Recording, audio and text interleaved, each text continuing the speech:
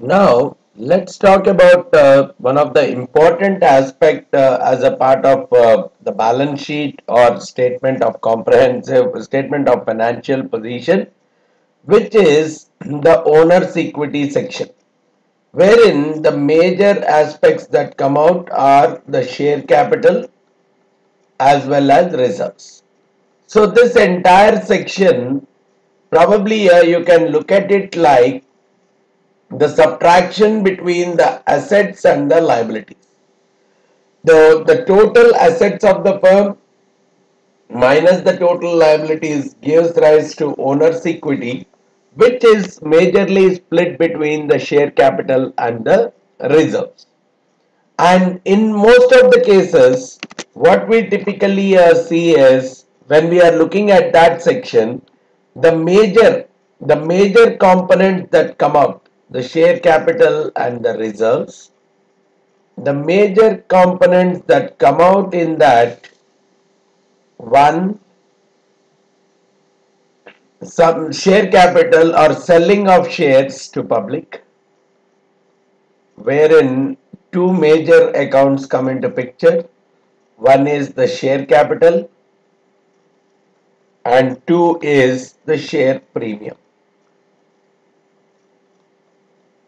Then the other major activity that comes in here is the adjustments that come out primarily because of revaluations. Now with IFRS, International Financial Reporting Standards, floating around, where the focus is very largely on the concept of fair value of the asset and not the historical cost, there is a lot of things that are coming up into this fair value section, which are getting adjusted into the financial statements, and a revaluation reserves is a section that is getting created for that. And the other section that is coming into it, the other major component that comes into it, is the section on the retained earnings, wherein the profit that the company has generated after tax, a portion of it is paid in the form of dividend, and whatever is retained, even that is also coming as a part of the owner's capital. So, on a broader sense, if I am looking at the constituents of the share capital and the reserve section, it falls into these three dimensions. And here, when I am talking about the first aspect, which is the selling of the shares, see, generally there is a nominal value or a face value that is associated with each of the shares. This is coming purely from the authorized share capital definition, wherein the authorized share capital is divided into number of shares of face value of, let's say, some 10 bucks or 1 buck. So this is what is the dimension of the face value of the share. It's a nominal value associated with each of the shares.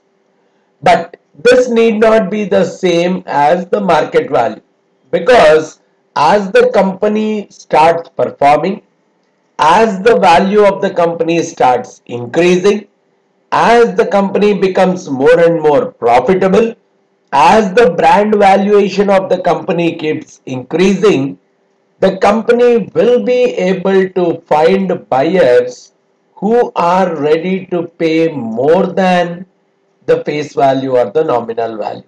So in majority of the cases, the market value of that particular share will be much greater than the face value.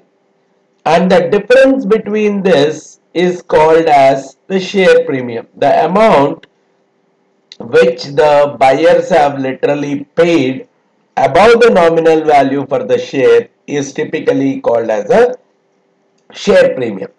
And in terms of representation, the nominal value multiplied by number of shares goes as a part of the share capital.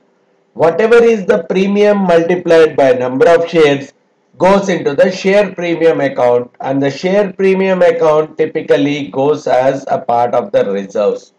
And it has to be really seen from the company's standpoint that whatever are the mechanisms in which they are raising the equity capital, their share capital cannot be greater than the authorized capital.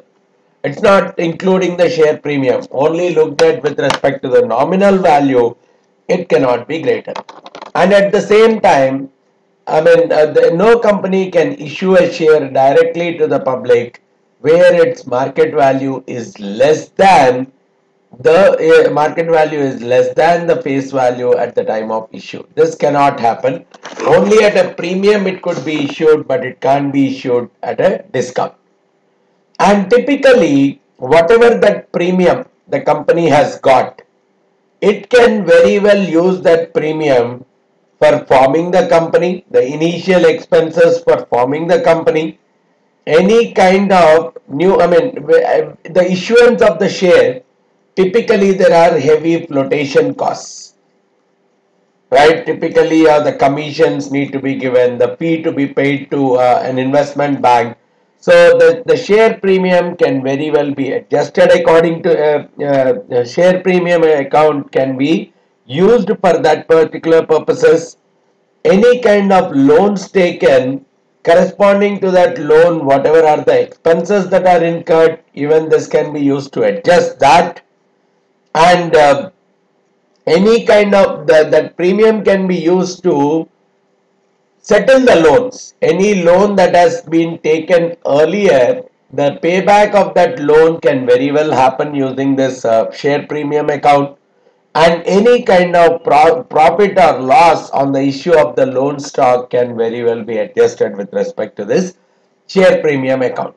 So this can be used for wide varieties of activities of the firm.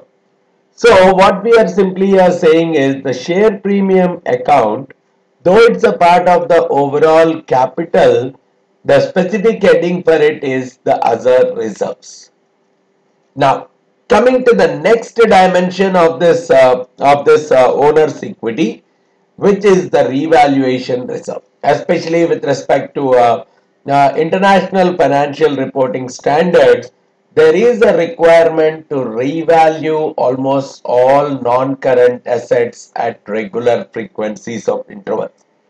Now, once you are revaluing it, what is simply coming out is, if at all, like let's say initially I have purchased a building for 100,000 bucks, and I have said that this building has a typical 10-year useful life, which means I'm treating 10,000 as a depreciation for each year. Let's say 2 years have continued like that, which means by now the depreciation has been 20,000, which is also suggesting that the value of the asset still is 80,000, right? Now what we are saying is, let's say when I have revalued this asset, and when we have done the revaluation, let's say it came out that 150,000 is the value of the asset. Now this is where the revaluation reserve comes up. As per the IFRS, the asset will be increased to 150,000. Earlier the asset was only 80,000. If I go with the historical cost mechanism, the asset's value is only 80,000. But now because of the revaluation, I am going to adjust this asset value to 150,000. Now where will I adjust the 70,000 on the other side? In the liability and the owner's equity side of the balance sheet, where will I adjust it? Obviously, the accounting standard says don't treat it as a gain in the income statement. If I had treated this as a gain in the income statement, it comes through the retained earnings into the balance sheet. So it would have solved my problem. But these kind of increases wherein the real settlement has not yet occurred, which are typically categorized as unrealized gain. This is a gain that I did not really realize. Realization happens when I have sold that building. But because I haven't realized it, any of these unrealized gains that we are getting purely because of the revaluation purposes, revaluation situations, it says that you create another account under the share capital and reserves section, wherein you create a separate heading called revaluation reserves and increase that also by 70,000, which means earlier compared to that now there is an addition of 70,000 into the revaluation reserves kind of an account. That is how the assets and the liabilities are getting balanced out. But a few things which we could see now, both the assets and liabilities, both of them are increasing. Liabilities and owners equity side. So both the assets are becoming much higher, which is an indication that the company is becoming more stronger because the assets are looking much higher. And at the same time, look at the equity part. The equity portion, which now includes even this revaluation reserves, is much more compared to, I mean, now the debt to equity ratio suddenly has fallen down and the risk of the company has come down because of this situation, because the equity is looking much more higher compared to the previous situation, right? So that is one advantage that the revaluation reserves are bringing to the table. So we have to really carefully evaluate the kind of assumptions and the kind of estimates the company is typically making in terms of the computation of this revaluation reserve, right? And we have to understand that any revaluation reserve does not get into the gain part of the income statement. Rather, it directly comes into the balance sheet's equity under the heading of the revaluation reserves, are typically the other comprehensive income section of the balance sheet. And whatever is the extra asset that got increased, now the asset got increased by 70,000. Just like we are depreciating this 80,000, we will also try doing the depreciation of this 70,000 also over the remaining life of the asset. And this is where the company can really work out in terms of, if required, change the estimates regarding the useful life, change the estimate regarding the salvage value of this asset, and finally arrive at the modified depreciation for this remaining period of the life of the asset. So that is one important step that can come out, which is a part of the share capital and the reserves. And the final component that goes as a part of the share capital and reserves is the retained earnings, which is the cumulative profit after tax, which is the cumulative profit after tax which the company has accumulated right from the beginning, after the issuance of the share in the IPO, whatever over the last X number of years, whatever the profit the company has accumulated, minus whatever the dividend that it has paid till date.